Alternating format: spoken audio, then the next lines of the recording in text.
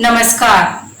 मैं बेबी हेम्ब्रम स्वागत करती हूँ आप सबों को बेबी हेम्ब्रम यूट्यूब चैनल पर। इस वीडियो में मैं आप लोगों को झारखंड के खनिज के बारे में पढ़ाने वाली हूँ। झारखंड के खनिज के बारे में अगर हम लोग देखें तो खनिज संसाधन की बहुलता के कारण ही झारखंड को भारत देश का रूर प्रदेश कहा जाता है। दूसरे अगर हम लोग देखें तो यहाँ से सबसे ज्यादा खनिज का उत्पादन होता है। इस वजह से भारत का रत्नगर्भा के रूप में झारखंड को भी जाना जाता है। इस तरह से हम लोग यहाँ 2 पॉइंट देखें कि झारखंड में खनिज संसाधन सबसे ज्यादा पाई जाती है। इस वजह से भारत का रूर प्रदेश के रूप में झारखंड को जाना जाता है। और दूसरा यह है कि सबसे ज्यादा देश में झारखंड राज्य से ही सबसे ज्यादा खनिज संसाधन का उत्पादन होता है। इस वजह से झारखंड को भारत का रत्नगर्भा भी कहा जाता है। अब हम लोग आगे देखेंगे कि झारखंड के प्रत्येक क्षेत्र में क्या खनिज संसाधन एक ही जैसा फैली हुई है? ऐसी नहीं है। झारखंड को अगर खनिजों की स्थिति के आधार पर देखें तो खनिजों की स्थिति के आधार पर झारखंड को 3 भागों में बांटा गया है। और वो 3 भाग क्या कौन कौन से हैं उसके बारे में अब हम लोग आगे देखेंगे। खनिजों की स्थिति के आधार पर खनिजों की स्थिति के आधार पर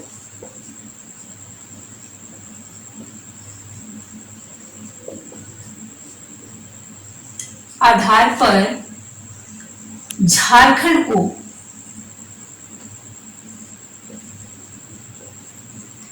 3 भागों में बांटा गया है।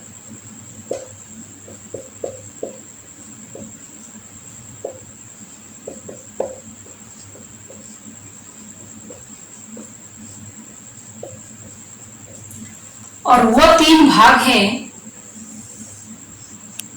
पहला है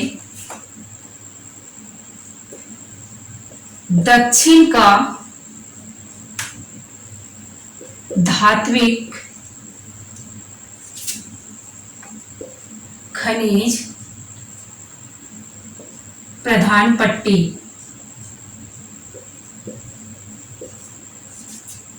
दूसरा अगर हम लोग देखें, दूसरा है मध्य का ईंधन खनिज प्रधान पट्टी। और तीसरा अगर हम लोग देखें, उत्तर का अधात्विक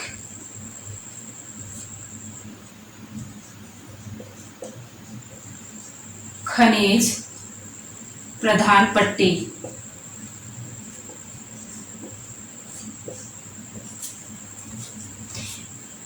इस तरह से झारखंड को उनकी खनिज की स्थिति के आधार पर 3 भागों में बांटा गया है।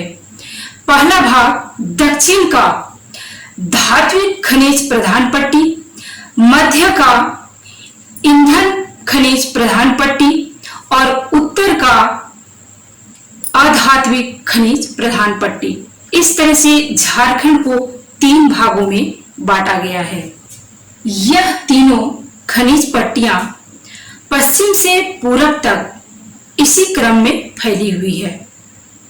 यह सिर्फ झारखंड में ही नहीं बल्कि देश के और भी स्टेट में जहां कोयला पाई जाती है वहां इसी क्रम में पश्चिम से पूरब की ओर ही ये पट्टियां फैली हुई है। आगे हम लोग झारखंड के खनिज के प्रकार के बारे में देखेंगे।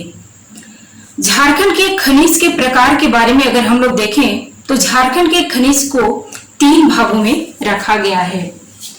यहां देखते हैं खनिज के प्रकार।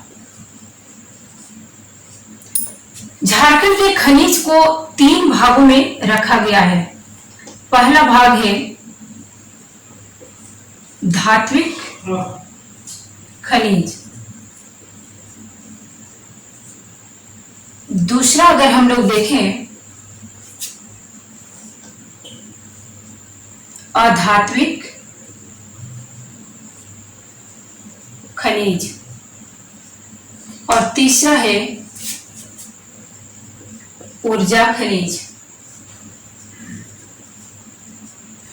यहां अगर हम लोग देखें तो धात्विक खनिज के अंतर्गत लोहा, मैग्नीज, तांबा, सीसा, जस्ता, चांदी, सोना और टंगस्टन जैसे पदार्थ आते हैं। दूसरा अगर अधात्विक खनिज के बारे में अगर हम लोग देखें तो अभ्रक, नमक, जिप्सम, कायनाइट, हीरा, चूना, संगमरमर, सीमेंट का पत्थर और बालू ये अधात्विक खनिज के अंतर्गत रखे गए हैं।